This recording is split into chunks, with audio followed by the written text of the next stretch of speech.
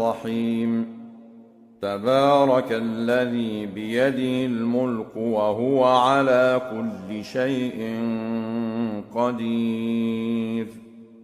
الذي خلق الموت والحياة ليبلوكم أيكم أحسن عملا وهو العزيز الغفور الذي خلق 7 سماوات طباقا ما ترى في خلق الرحمن من تفاوت فارجع البصر هل ترى من فطور ثم ارجع البصر كرتين ينقلب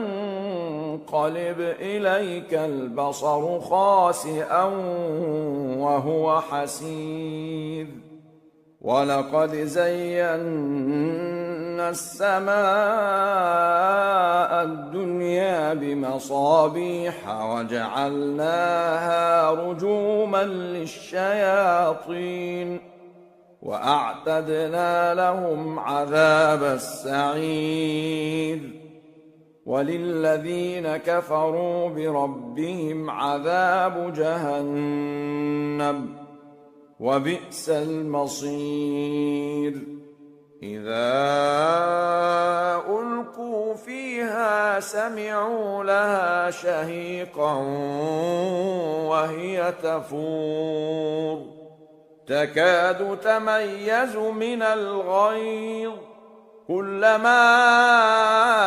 ألقي فيها فوج سألهم خزنتها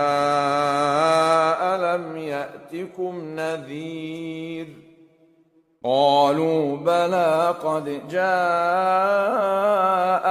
نذير فكذبنا وقلنا ما نزل الله من شيء إن أنتم إلا في ضلال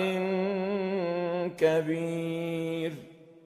وقالوا لو كنا نسمع أو نعقل ما كنا في أصحاب السعير فاعترفوا بذنبهم فسحقا لأصحاب السعير إن الذين يخشون ربهم بالغيب لهم مغفرة وأجر كبير وأسروا قولكم أو اجهروا به إنه عليم بذات الصدور ألا يعلم من خلق وهو اللطيف الخبير هو الذي جعل لكم الأرض ذلولا فامشوا في مناكبها وكلوا من رزقه وإليه النشور أأمنتم من في السماء أن يخسف بكم الأرض فإذا هي تمور أم أمنتم من في السماء أن يرسل عليكم حاصبا فستعلمون كيف نذير ولقد كذب الذين من قبلهم فكيف كان نكير أولم يروا إلى الطير فوقهم صافات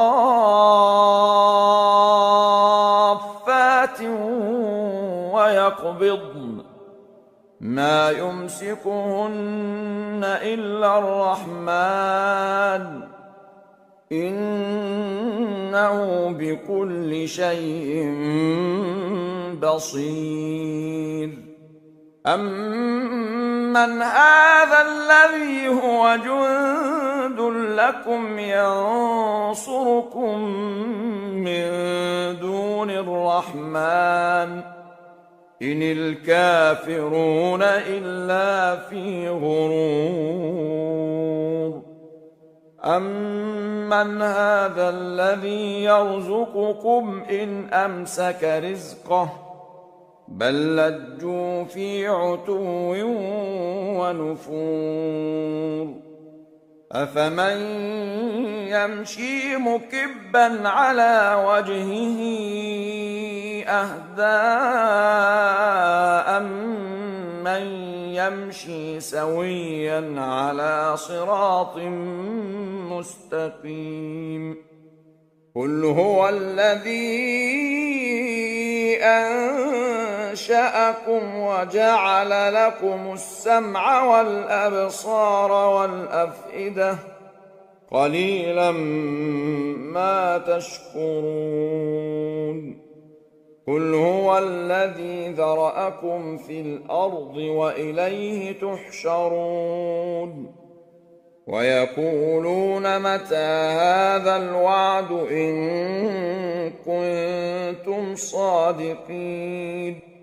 قل إنما العلم عند الله وإنما أنا نذير مبين فلما رأوه زلفة سيئت وجوه الذين كفروا وقيل هذا الذي كنتم به تدعون قل أرأيتم إن أهلكني الله ومن معي أو رحمنا فمن يجير الكافرين من عذاب أليم قل هو الرحمن آمنا به وعليه توكلنا فستعلمون من هو في ضلال مبين قل أرأيتم إن أصبح ماؤكم غورا فمن يأتيكم